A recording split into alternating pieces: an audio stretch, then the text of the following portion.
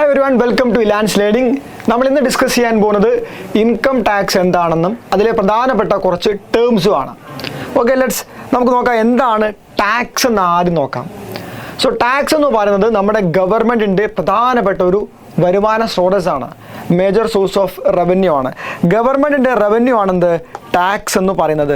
Okay, ഈ tax നമുക്ക് ഇന്ത്യയിൽ പ്രധാനമായിട്ടും രണ്ട് രീതിയിൽ കളക്ട് ചെയ്യപ്പെടുന്നുണ്ട്. That is direct tax and indirect tax.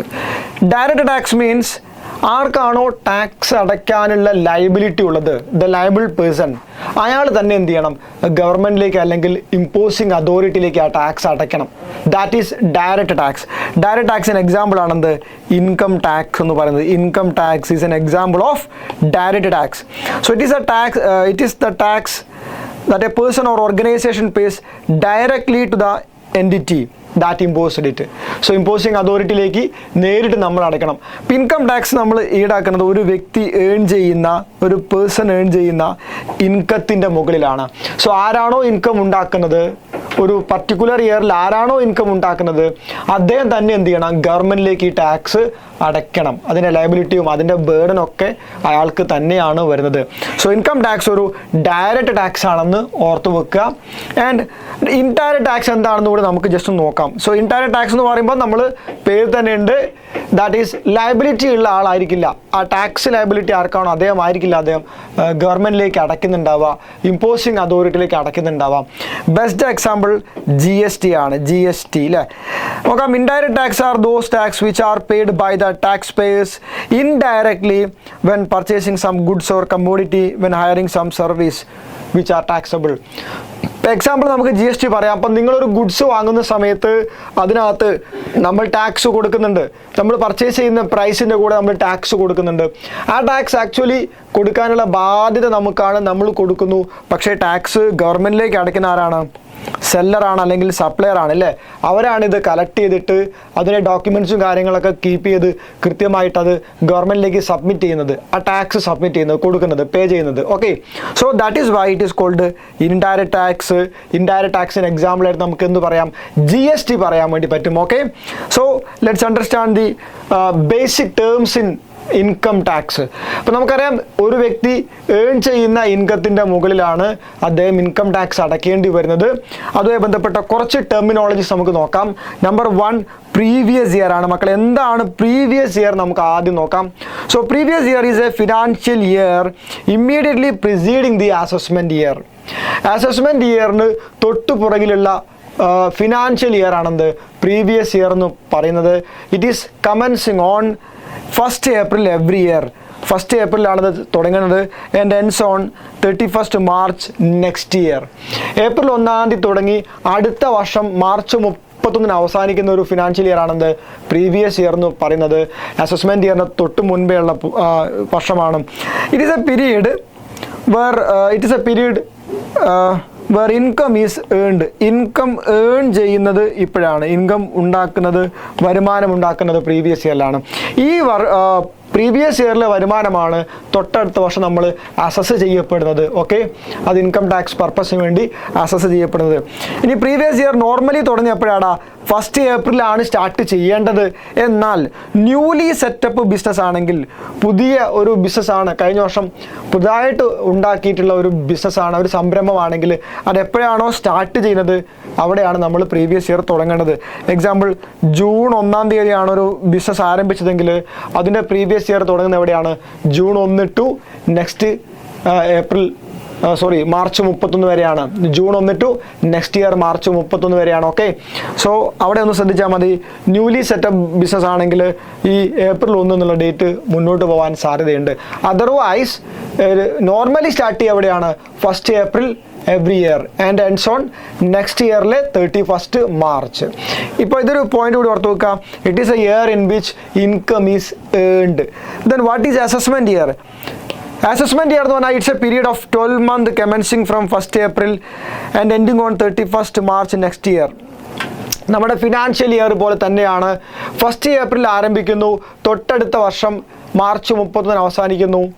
ഈ അസസ്മെൻറ്റ് ഇയറിലാണ് നമ്മൾ എന്ത് ചെയ്യേണ്ടത്? ഇൻകം അസസ് ചെയ്യേണ്ടത്. It is a year in which assessment is made. Income assess ചെയ്യുന്ന വർഷമാണെന്ത്? അസസ്മെൻറ്റ് ഇയർ എന്ന് പറയുന്നത്. ഓക്കെ, അപ്പോൾ അസസ്മെൻറ്റ് ഇയറിൻ്റെ തൊട്ടു പുറകിലായിട്ട് ആരുണ്ടാവും? പ്രീവിയസ് ഇയർ ഉണ്ടാവും. പ്രീവിയസ് ഇയറിൽ ഏൺ ചെയ്ത ഇൻകമാണ് നമ്മൾ എന്ത് ചെയ്യുന്നത്? അസസ്മെൻറ്റ് ഇയറിൽ ഇൻകം ടാക്സ് കാൽക്കുലേഷൻ പർപ്പസിന് വേണ്ടി നമ്മൾ അസസ് ചെയ്യുന്നത് എന്ന് ഓർത്ത് വെക്കുക. രണ്ട് പ്രധാനപ്പെട്ട ടെർമിനോളജീസ് ആണ്. Okay, now go to the next one, that is person. നമുക്കറിയാം ഇൻകം ഏൺ ചെയ്യുന്നത് അല്ലെങ്കിൽ ഏൺ ചെയ്ത് കഴിഞ്ഞാൽ അതിൻ്റെ മുകളിൽ നമ്മൾ എന്ത് ചെയ്യണം? ഗവൺമെൻറ്റിലേക്ക് ഇൻകം ടാക്സ് അടയ്ക്കണം. അതിന് ലിമിറ്റൊക്കെ ഉണ്ട്, എത്രയാണെന്നൊക്കെ ലേറ്റർ നമ്മൾ പഠിക്കും. സോ ആരൊക്കെയാണ് ഇതിന് ലയബിളായിട്ട് വരുന്നത്, അല്ലെങ്കിൽ ആരൊക്കെ ഏൺ ചെയ്യുന്ന ഇൻകത്തിന് നമ്മൾ ടാക്സ് അടയ്ക്കേണ്ടി വരും? അവിടെയാണ് നമ്മൾ പേഴ്സൺ എന്നൊരു ടേം പഠിക്കേണ്ടത്. For income tax point of വ്യൂയിലൂടെ പേഴ്സൺ ഇൻക്ലൂഡ്സ്, പേഴ്സൺ എന്ന് പറഞ്ഞാൽ ഈ താഴെ പറയുന്നവരെല്ലാം ഉൾപ്പെടും. ആരൊക്കെയാണെന്ന് നോക്കാം. നമ്പർ 1, ഇൻഡിവിജ്വൽ, അല്ലേ? എന്നെ പോലെയുള്ള, നിങ്ങളെ പോലെയുള്ള ഓരോ ഇൻഡിവിജ്വലും എന്തിനകത്ത് വരുന്നുണ്ട്? പേഴ്സൺ എന്ന കാറ്റഗറിക്ക് അകത്ത് വരും. ഓക്കെ, ദെൻ HUF ആണ്, Hindu undivided family. Hindu undivided family എന്ന് പറയുന്നത് ഇൻകം ടാക്സ് പോയിന്റ് ഓഫ് വ്യൂയിലൂടെ ഒരു പേഴ്സൺ ആണ്, ഒരു വ്യക്തിയാണ്. അയാൾ ഏൺ ചെയ്യുന്ന ഇൻകത്തിന് ടാക്സ് അടയ്ക്കേണ്ടി വരും. Okay, then company. ഓക്കെ, കമ്പനികളും എന്താണ്? ഇൻകം ടാക്സ് പോയിന്റ് ഓഫ് വ്യൂയുടെ അവരുടെ പേഴ്സണായിട്ട് കണക്കാക്കും. കമ്പനിയുടെ പ്രോഫിറ്റിന് മുകളിലാണ് എന്ത് ചെയ്യേണ്ടത്? അവർ ടാക്സ് അടയ്ക്കേണ്ടി വരുന്നത്. ഓക്കെ, ദെൻ പാർട്ട്ണർഷിപ്പ് ഫേംസ്, അല്ലേ? രണ്ടോ അതിലധികമോ ആളുകൾ ചേർന്ന് ഫോം ചെയ്യുന്ന പാർട്ട്ണർഷിപ്പ് ഫേമുകൾ. ഈ പാർട്ട്ണർഷിപ്പ് ഫേം എന്താണ്? പേഴ്സൺ എന്നുള്ള കാറ്റഗറിക്കകത്താണ് വരുന്നത്. AOP, association of person and BOI, body of individual. അസോസിയേഷൻസും അതേപോലെ ബോഡി ഓഫ് ഇൻഡിവിജ്വൽസും ഒക്കെ ഒരു കൂട്ടം ആളുകൾ, അവരുടെ അസോസിയേഷൻസ് ആവാം അല്ലെങ്കിൽ ഒരു ബോഡി ആവാം. സോ വാട്ട് എവർ, അത് രജിസ്റ്റേർഡ് ആണെങ്കിലും അല്ലെങ്കിലൊക്കെ എന്താണ്? പേഴ്സൺ എന്നുള്ള കാറ്റഗറിക്കകത്ത് വരും. അവരെന്തെങ്കിലും വരുമാനം ഉണ്ടാക്കുന്നുണ്ടെങ്കിൽ ടാക്സ് അടയ്ക്കാൻ ബാധ്യസ്ഥരായിട്ട് മാറും. Okay, and local authority, municipality പോലെയുള്ള സ്ഥാപനങ്ങൾ, ഇവരും എന്താണ്? പേഴ്സൺസിൻ്റെ അണ്ടറിൽ വരുന്നതാണ്. Any other artificial judicial persons. Okay, നമ്മുടെ നിയമത്തിൻ്റെ കീഴിൽ വരുന്ന ഇങ്ങനെയുള്ള ഏത് വ്യക്തികളും, അസോസിയേഷൻസ് ആയിക്കോട്ടെ, അല്ലെങ്കിൽ ഇപ്പോൾ കോളേജുകളായിക്കോട്ടെ, യൂണിവേഴ്സിറ്റീസ് ആയിക്കോട്ടെ, സോ വാട്ട് എവർ, അവരെല്ലാം എന്തായിട്ട് കണക്കാക്കുന്നുണ്ട്? പേഴ്സൺ ആയിട്ട് കണക്കാക്കാം. ഓക്കെ, ഇനി ഈ പേഴ്സണിനെ നമ്മൾ ഇൻകം ഉണ്ടാക്കി കഴിഞ്ഞാൽ, ഇതിലേത് വ്യക്തിയും ഇൻകം ഉണ്ടാക്കി കഴിഞ്ഞാൽ അവരെ അസസ് ചെയ്യാൻ ഇൻകം ടാക്സ് അതോറിറ്റിക്ക് എന്തുണ്ട്? അതിന് റൈറ്റ് ഉണ്ട്. അവർ അസസ് ചെയ്യാം. അങ്ങനെ അസസ് ചെയ്ത് കഴിഞ്ഞാൽ ദേ നോൺ ആസ് അസസി എന്നാണ് പറയുക. അപ്പോൾ നമുക്ക് അസസി എന്നൊരു ടേം കൂടി പഠിച്ചു നോക്കണം. അസസി എന്ന് പറഞ്ഞാൽ any person by whom any tax or any other sum of moneys payable under income tax act. Income tax act പ്രകാരം നിങ്ങൾ ഒരു എമൗണ്ട് ഇൻകം ടാക്സ് അതോറിറ്റിക്ക് അടയ്ക്കാനുണ്ടെങ്കിൽ, അടച്ചു എന്നല്ല പറഞ്ഞത്, അടയ്ക്കാനുണ്ടെങ്കിൽ, ലയബിൾ ആണെങ്കിൽ നിങ്ങൾ എന്തായിട്ട് മാറും? അസസി ആയിട്ട് മാറും. ഓക്കെ, അസസ് ചെയ്യപ്പെടണം, അസസി ആയിട്ട് മാറും. So any amount or any means tax തന്നെ ആയിക്കോളുന്നില്ല, പെനാൽറ്റികളാവാം, എന്തെങ്കിലും പെനാൽറ്റികളൊക്കെ ആവാം, പിഴ ആവാം. അത് അടച്ചിട്ട് കഴിഞ്ഞാൽ നിങ്ങൾ എന്തായിട്ട് മാറും? അസസി ആയിട്ട് മാറും. Okay, it includes deemed assessee. Deemed assessee എന്ന് പറഞ്ഞാൽ മറ്റൊരു വ്യക്തിയുടെ വരുമാനത്തിൻ്റെ മുകളിൽ നമ്മൾ അസസ് ചെയ്യപ്പെടുന്നു. For example, minor child, minor കുട്ടികളുടെ അല്ലെങ്കിൽ മൈനർ ആയിട്ടുള്ള ഒരാളുടെ ഇൻകത്തിന് മുകളിൽ നിങ്ങൾ അസസ് ചെയ്യപ്പെടുകയാണെങ്കിൽ യു ബിക്കം ഡീംഡ് അസസി. അതേപോലെ ഇൻസാനിറ്റി, അല്ലെ, മൈൻഡ് ഓക്കെ അല്ലാത്ത ആളുടെ ഇൻകത്തിന് മുകളിൽ നമ്മൾ അസസ് ചെയ്യപ്പെട്ട് കഴിഞ്ഞാൽ നമ്മളെന്താണ്? ഡീംഡ് അസസി എന്നാണ് അറിയപ്പെടുന്നത്. ഇനി ഇവിടെ നമ്മൾ എന്തെങ്കിലും ഒരു വീഴ്ച വരുത്തി കഴിഞ്ഞാൽ, ഇൻകം ടാക്സ് ആക്ടിൽ പറയുന്ന ഒരു കാര്യം നമ്മൾ ചെയ്തിട്ടില്ല എന്ന് വിചാരിക്കുക, റിട്ടേൺ ഫയൽ ചെയ്യേണ്ട ഡേറ്റിൽ നമ്മൾ ഫയൽ ചെയ്തിട്ടില്ല, ഇൻകം ടാക്സ് അടയ്ക്കാണ്ട് നമ്മൾ അടച്ചിട്ടില്ല എങ്കിൽ we become assessee in default ആയിട്ട് മാറും. അസസി ഇൻ ഡിഫോൾട്ട് എന്നൊരു ടേം അവിടെ നമുക്ക് യൂസ് ചെയ്യാം. Okay, so assessee means a person who is liable to pay any amount of tax or penalty to the income tax authority according to Income Tax Act. Okay, and income എന്തെല്ലാമാണ് നമ്മുടെ income ടാക്സിനകത്ത് income ആയിട്ട് കണക്കാക്കുന്നത്? എന്തൊക്കെ കാര്യങ്ങളാണ് വരുമാനമായിട്ട് കണക്കാക്കുന്നത്? So അസസ്മെൻറ്റിൻ്റെ എളുപ്പത്തിന് വേണ്ടിയിട്ട് ഇൻകത്തെ പ്രധാനമായിട്ടും 5 കാറ്റഗറി ആയിട്ട് തിരിച്ചിട്ടുണ്ട്. Number 1, income from salaries. എല്ലാ ആളുകൾക്കും അറിയാം, അല്ലേ? സാലറി എന്നൊരു സോഴ്സിനെ കുറിച്ച് എല്ലാ ആളുകൾക്കും അറിയാം, അല്ലേ? എംപ്ലോയർ തരുന്ന പൈസയാണ്. എംപ്ലോയർ എംപ്ലോയി റിലേഷൻഷിപ്പ് അവിടെ ഉണ്ടാവണം. എംപ്ലോയർ തരുന്ന പൈസയാണ് സാലറി എന്ന് പറയുന്നത്, അതൊരു ഹെഡാണ്. Then income from house property, house പ്രോപ്പർട്ടിയിലൂടെയുള്ള വരുമാനം, ദാറ്റ് ഈസ് റെൻറ്റ്. നമ്മുടെ അടുത്തൊരു ബിൽഡിംഗ് ഉണ്ട്, ആ ബിൽഡിംഗ് നമ്മൾ ലെറ്റ് ഔട്ട് ചെയ്യുന്നു, വാടകയ്ക്ക് കൊടുക്കുന്നു, അപ്പോൾ നമുക്ക് ലഭിക്കുന്ന റെൻറ്റ് എന്താണ്? ഇൻകം ഫ്രം ഹൗസ് പ്രോപ്പർട്ടി ആയിട്ടാണ് കണക്കാക്കുക. That is taxable according to income tax act. And profit and gains of business or profession, ബിസിനസ്സിലൂടെയോ അല്ലെങ്കിൽ പ്രൊഫഷനിലൂടെയോ നമുക്കുണ്ടാവുന്ന ഇൻകം ഗെയിൻ എന്താണ്? ഇൻകം ആയിട്ട് പരിഗണിക്കും. അപ്പോൾ ബിസിനസ് ചെയ്തിട്ടുണ്ടാകുന്ന വരുമാനം പ്രോഫിറ്റ് ആവാം.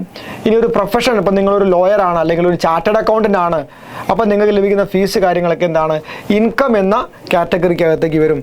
Then capital gains, capital gain എന്ന് പറഞ്ഞാൽ നമ്മളൊരു ക്യാപിറ്റൽ അസറ്റ് സെല്ല് ചെയ്യുന്ന സമയത്ത് നമുക്കുണ്ടാവുന്ന ഗെയിൻ, ലാഭമാണെന്ത്? ക്യാപിറ്റൽ ഗെയിൻ എന്ന് പറയുന്നത്. That is also coming under income.